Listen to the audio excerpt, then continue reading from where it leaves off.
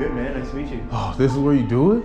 Yeah, this is one of the places. This is my place, which I turned into a private event space. So for our dinners too, but we do dinners in other places right. too. But since I already have everything I need here, we just. This is tight. That's what I've been seeing. Like, yeah. No, it's dope as fuck. And there's like 2 tables here, DJ. You know, we have like, we still have room for a couch.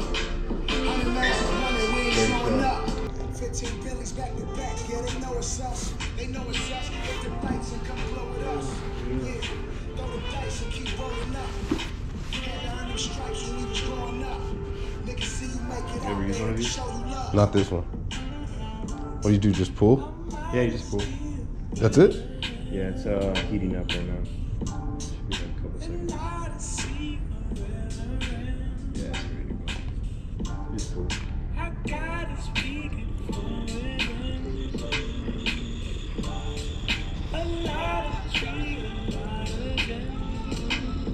Yeah, selling my own taste to put food on the dinner plate. I used to curb serve, but it was better on that interstate.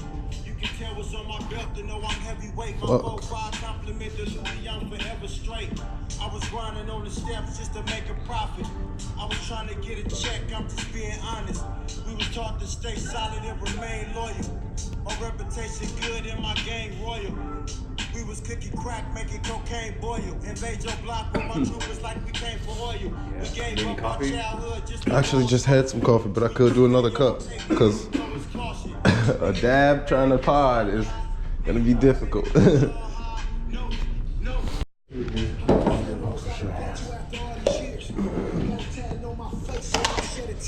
Just so we clear, niggas been hating on me my whole career. Catching fades while the little homies hold my beer. Had to move out of Compton, too much tension here. Block on my lap, I'm in this Lamborghini switching gears. Damn, so you hold private events in this joint? Yeah, we it gets pretty dope. When the sweetie start playing with it. They put a cross on Jesus, man.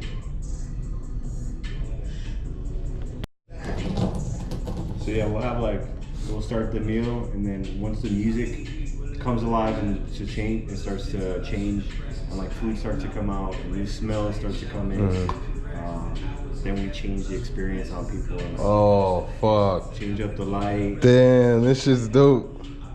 And it switches. Oh, you can change the color for moods and vibes and shit like that. So I'm like making the food, and then when a new course goes out, I like switch up the color scheme on them so it corresponds with that course. Right. And then same with the music. Right.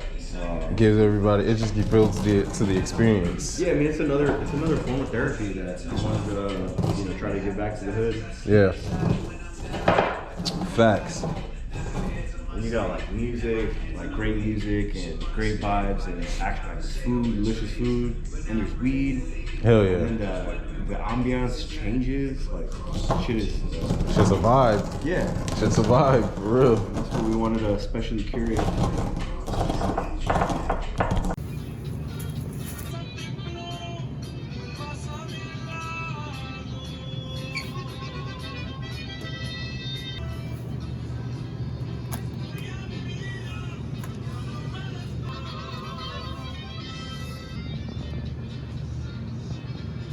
Spice.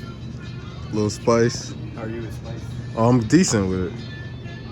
I'm actually really decent.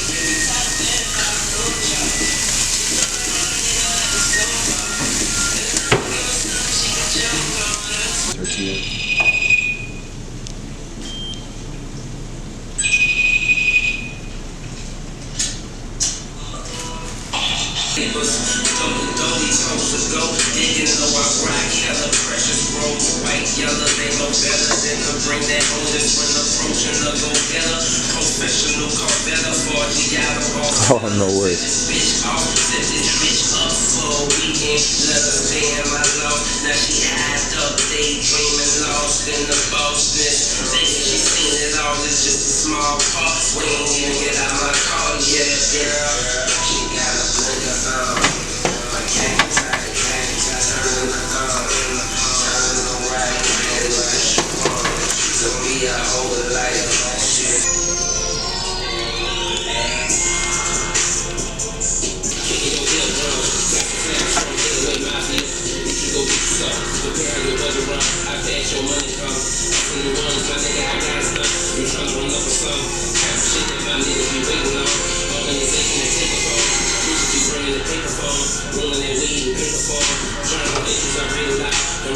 Keep paying for 30 minutes, got a plane aboard to the airport, no racing car. Charging to the nigga playing car. I'm a plan for me, never know. Yeah. I can move a boulder through a boost mode. You can get it if I know. The presence of pressure, keep your composure. Stand tall, so you walk for a solo.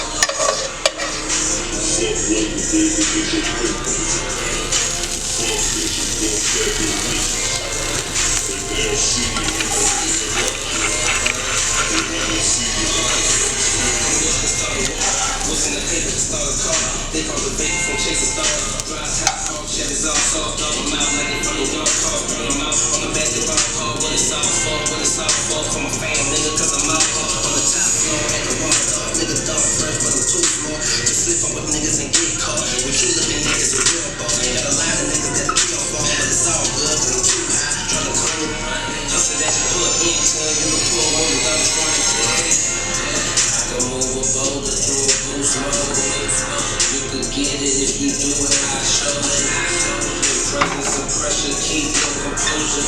Stand tall, soldier, your ball boys all over.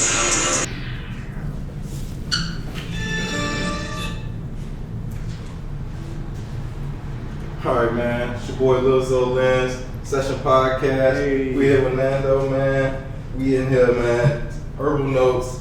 What up, what up? Man, this is just crazy, man. I mean, one of the most craziest experiences I've already seen so far. We got the bomb quesadillas going crazy right now. Man, where do we even get started? Damn, I mean, Play it up. I'll make the last one for myself. That was yours. yeah. Then we can just get into eating and Yep, let's the do it. interview. For sure. So while you making yours, just want to ask you a couple questions, learn a little bit about Herbal Notes, what they got to offer, and just kind of a little bit about your journey in general. So, I mean, let's start off for the people who don't know, may have an idea, what is Herbal Notes? So Herbal Notes is a culinary cannabis supper club. So we host pop-ups that are infused with cannabis or inspired with cannabis. They're educational events too. So our whole thing is about trying to get as much public awareness and an elevated education about this plant and about our involvement as communities, as minorities in the Latin community and in the African American community in cannabis and getting involved. So we use these dinner clubs as a platform to speak and touch on these subjects that are a lot more substantial and deeply rooted than let's just get high for the sake of getting high. Facts. It's like, how can we empower one another doing something that we all already love to do and convening in the space that the safe space. So that's what we create, and we try to educate. So I mean, people really love it. Yeah. I mean, it's been one of the hottest, things that's been popping up all over. I know you've been doing it for a little while, but I know you've been feeling that pickup, especially as of recently, man. A lot of people getting in tune with it. Maybe due to the cannabis going legal here in Chicago, right. But nonetheless, I mean, this is one of the greatest startups ideas I'd say involving cannabis here in Chicago. Yeah, I mean, trying to get a head start on it. getting a head start. It's not many. Yeah, it's not many out here, man. And so for you to be doing it, and so now, what got you are kind of interested in cooking and I mean, I know we're involved in the cannabis for educational purposes, but what really got you into the passion of cooking? What got me into cooking is, well, on one hand, I grew up in a single parent home, so my mom would work late, and even though she was a great cook, she wasn't always available to do it.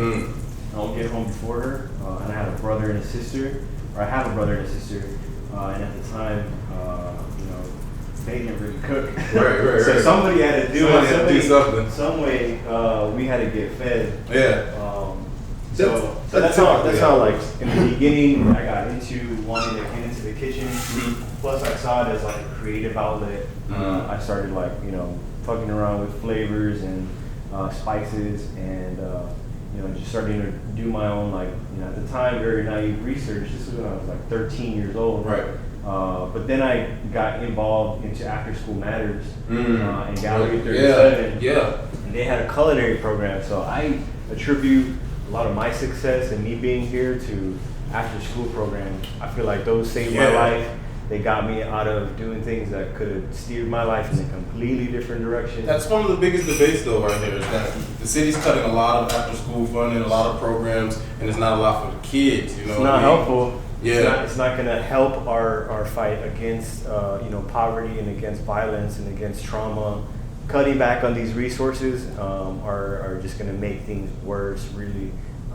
I mean, look at my situation. I could have gone like left a long time ago, but because of these programs, because of like mentors who didn't give up on me, they helped open my eyes. So like, there's more out there. There's more. Yeah, totally. And so, like, is cooking always just been something that you just kind of played around with and got good at, or was it something that you actually took time to go and learn and really perfect the craft? Well, I mean, yeah, I think I've always had like a pretty decent sense of like flavor, but yeah, I mean, I had a naive like young palate when I was young. I didn't like raw onions, so that really like helped me back from getting more into the kitchen at a young age. Yeah. But it wasn't until After School Matters that like I made a new recipe that I never tried before. I cooked with onions for the first time, and I liked it, and that opened my eyes, and it had such a profound effect. I was like, I'm gonna go to culinary school, because if I didn't realize that this was possible, that I could like this, and there's probably other things that are possible that I don't really know about yet. So I wanted to venture out and see what is going to be able to open my eyes to a lot more, to a bigger picture. So I attribute like something as simple as pico de gallo, like a simple recipe, to helping me like expand my whole worldview of what's possible. So it's kind of a funny story, but yeah, that's how I got into cooking. So I went to the Culinary Institute of America in Hyde Park, New York. Really? It's like the Hogwarts meets Ivy League of culinary schools. So it was like a world class school that had people from international students. And that's what really opened me up, because I was still smoking and I was still going to school, and the people I gravitated with were smokers and they were chefs. Right. So, we didn't like fuck around. We loved cooking. We were passionate about it, and we really learned it. And we happened to just feel the same way about cannabis. Right. So we combined them, and then that's what started like a feeling for it. So your time being over on the East Coast, New York, and then culinary school kind of really sparked the idea necessarily for Herbal Notes? Yeah, it started to lay like at least like a foundation for it. I wasn't really even thinking about Herbal Notes at culinary school. Right. It wasn't until I graduated and came back. That's when I was like starting to play around with things like lights and sounds and flavors and cannabis, and then combine them into this kind of like feeling, a vibe. Right. And that is what I wanted to foster and cultivate, because I was starting to read about how the therapeutic benefits of all these different stimuli.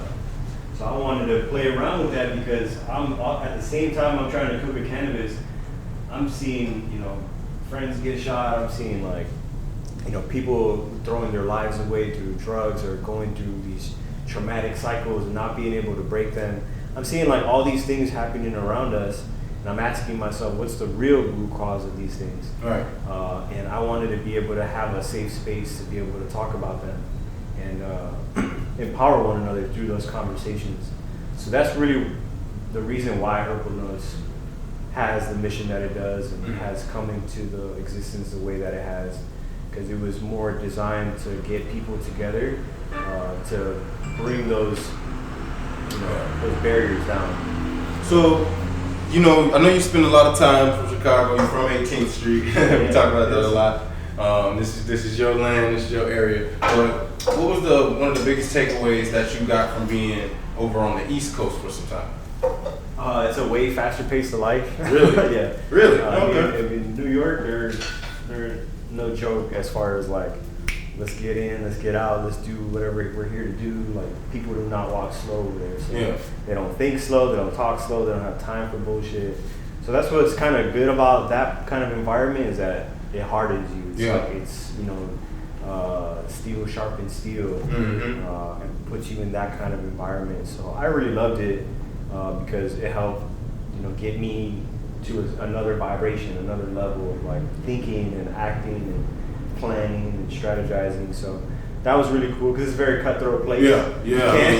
Especially in the kitchen, especially in the restaurants. Right. The food thing in New York. Yeah. So that's crazy. So culinary school on the West Coast. Wow. And then it's getting guys. I mean, I wish you guys could see and smell this process right now. And this is all, not all of it, but it is infused with cannabis, right? Yeah. Cannabis infused. We got quesadillas. Talk to us about what we have here. Actually, what you just made. Well, I wanted to make something pretty hearty and delicious and filling, so I did not hold back on this. We have garlic roasted shrimp with sofrito, and then we also have some black pepper bacon. I made a chicharron salsa verde with chopped pieces of avocado and cilantro, and I have a sunny side up egg and a fresh tortilla with cheese melted on the bottom. So as soon as you bite into it, the egg yolk's gonna start running. It's gonna be a lot of textures and flavors. I don't know how you can probably see this pretty well, guys. This is done right, and it's cannabis infused. Yeah, I like to infuse the salsas and add that as like just a little topper. That way people could, if they don't want to have anything cannabis infused, right? They could leave the sauce off. Totally. So that's normally how I do this.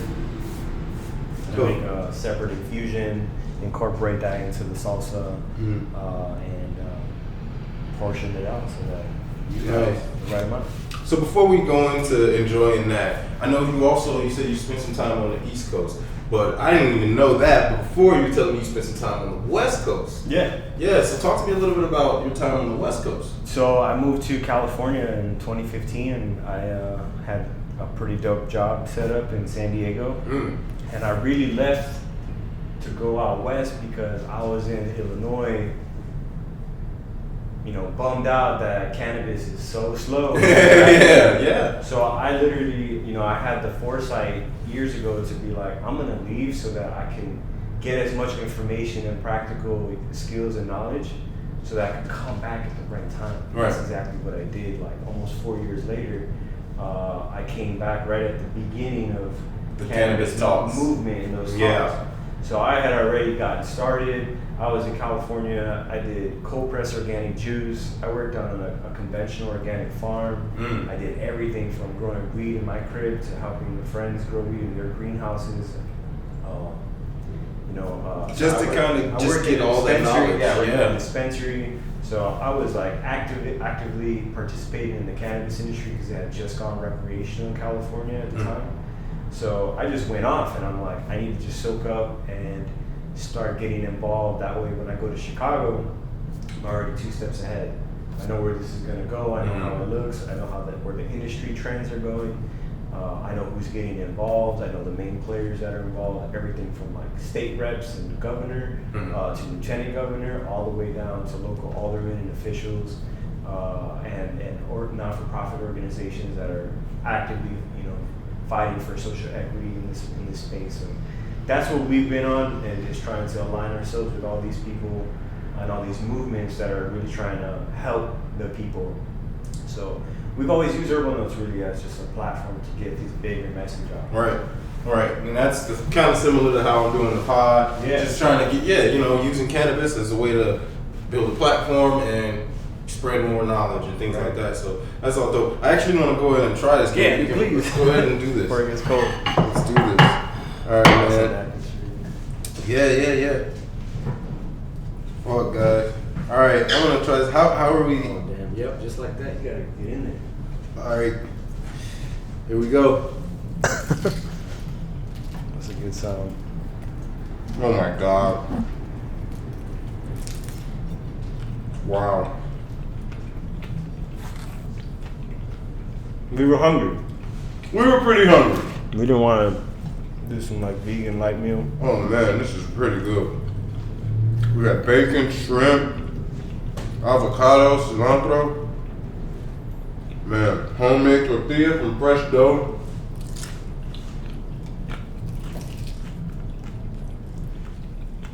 Wow.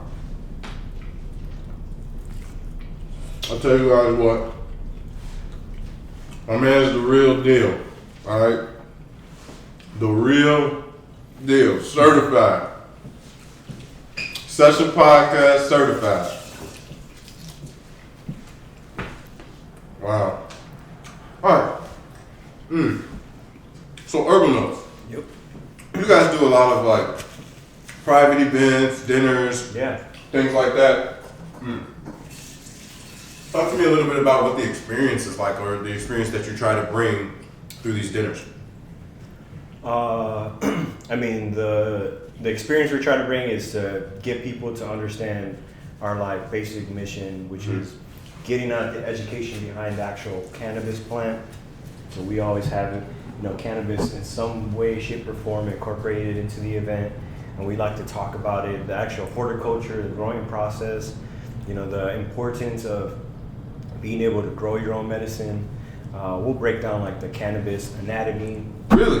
Yeah, and just break down like sugar leaves and fan leaves and trichomes and different cannabinoids. So we'll break it down just to give people like another level of understanding that this is more than just weed. This is not just weed anymore. This is something that's a lot bigger, a lot more intricate and complex that we don't even fully understand yet. Right. So it's like, let me at least introduce that to people so they get that stigma. Start thinking that way. That it's not just some drug, weed, bullshit. Like, no. Facts. This is a God-given plant that's been here millions of years before humans. So who are we to say that it's illegal? Yeah, like facts. we're not it is essentially it is a plant. We're not modifying it. We're not adding anything. No. It's a plant. We just learned how to cure it properly. Yeah, we learned how to like make dry it out a little, make it have sex and like have different offspring. But yeah, so the education behind the plant, then the medicinal and the wellness benefits, that we do know of currently. So that's something that we put at the forefront. Why it's important to see what kind of qualifications people have for the medical program, because we think that's highly important. It helps out with a lot of ailments that people go through every single day. Yeah. It's not a cure-all. It's not something you're going to use to cure. It's something that it is medicine. It is technically a drug. So it's just understanding what it can do for you, how it can be beneficial to you, and how it can also not be beneficial to you. How can being high all the time, how can that actually hurt your chances of growing? So as long as people are just aware and conscious that there's good and there's bad. There's mostly good, but there's bad in everything. There's bad in everything. Facts. Too much of anything is bad. Too much of anything is bad. That's facts, unless it's a lot of love. Yeah. Alright. So we definitely try to be a proponent for the education behind the plant, its medicinal wellness benefits, and then last but not least, our social responsibility to being involved, getting engaged, knowing what is happening, what the fuck is going on in this industry, because it's a new industry, and getting people that are aware, people like us, to be aware of like who are these big players that not own all of it, who now monopolize this industry that not everybody has been released from jail yet. Right. So people still have cannabis shit on their records, is still having a hard time finding a job, still having a hard time finding a place to live. So these kind of things are still in our space. Real issues. Real issues. So that's what we use our social responsibility to, when we're smoking, we're being conscious consumers, and we're knowing like where our purchases are going, who they're supporting, what are the laws that exist right now, what are our rights, how can we use those to defend ourselves from being persecuted even more for this plan, getting targeted and intimidated against and set up to admitting something that nothing's going on, but now people want to use cannabis as another way to marginalize people. Yeah, and that's the thing about it and being legal is that the worry about it being controlled so much to where it takes, like you say, the learning curve, the actual fun out of it, and just the experience that we're able to create and have with having cannabis as a creative plant. I mean, it is a creative plant. It sparks a lot of creativity, and that's the only worry that I've always had with it being legal is just that how much control are they going to put over our use on it? So that's another part of like our events is that we now that the regulations are out, and I've been in meetings personally with the police department and with Cannabis Equity Illinois Coalition, which is a non-for-profit that helps providing more social equity for people in different communities, and getting like Chicago Normal, that's another organization that is about helping the people get a fair share, get equity, get access into the market, get the tools and the resources they need to start a cannabis business, a legal one, because I think that's what's going to be super important for all of us. It doesn't even necessarily have to be a license to grow. Like ancillary companies, like the podcast and like cooking and being able to help with accounting or design. Like there's so many different things that you could still be involved in cannabis without touching the plant necessarily. Exactly. You could still, and there's going to be billions of dollars to eat off of. So it's like all you need is a fraction of a percent to get involved and to get in, and you're good. And you don't even have to go through a bunch of red tape. Exactly. So that's what we try to tell people is like, especially black and brown people, is like how can we get in and get and ownership and equity and be owners of our own ideas. Exactly. And that's one of the things, I'm gonna go ahead and spark this blunt. Yeah, for sure. That's one of the things that I'm out here being an advocate for the most. Is us getting in the game. Right. I mean, it's a fair playing field, and I think a lot of times, like you say, going into black and brown, we do a lot of watching from behind and then kind of saying, well, they took it over. Right. Well, here it is being a time where it's at the beginning and it's fair game for everyone. Now, there may be, bigger corporations and things like that with a little more backing. Yeah. But, I mean, hell, we've been the underdogs for years, and we got to get in somehow. Well, what's important to realize is that we might not have the financial power right now. However, we have to create it. We have the culture that really creates all the creative, artistic ideas that make the money to begin with. Facts. So these companies, these big corporations, they're like the record labels that can distribute and can put things on blast and have money for marketing, but they can't create a product that's going to hit. They can't create something that's going to speak to people. They need artists. They need to pick artists. They need us to be able to communicate with us so that we could buy their products. So as long as we're cognizant of that, then we could just start our own independent label. There it is. And then there it is. Have ownership and rights over these ideas and these initiatives that we got. So I watch a lot of like music podcasts, and I apply the same logic between these up and coming artists. Like I'm tired of giving you all my rights and all my ownership and just being basically a slave to the Jay-Z rule. What your bottom line. I'd rather do this on my time for myself, for my ends and my family. So that's really like the goal behind it is to create more entrepreneurship and ownership and mentality in this space. So we talk about that all the time. It's like how can you be an owner and doing what you do, and then collaborate with other people so that you get the marketing naturally and organically without having to rely on some big ass corporation. Someone else. Yep.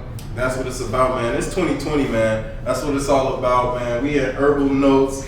Got my boy here, man. We whipped up the crazy. Yo, I mean, this is one of the crazy, the right amount of spice, a little smokiness from the bacon. I mean, I hit my taste buds all over. The shrimp, the salsa topped it off. Yeah. I mean, and the egg, my boy. You doing it. If y'all ain't got in, man, make sure y'all get down. We got to check out Herbal Notes. We up here, man, on 18th. Man, it's going down. Session Podcast. We finna finish this blunt, finish this food, finish chopping it up over some more ideas, some gems. We're gonna get back to y'all soon, man. Session Podcast, we signing out. Stay tuned.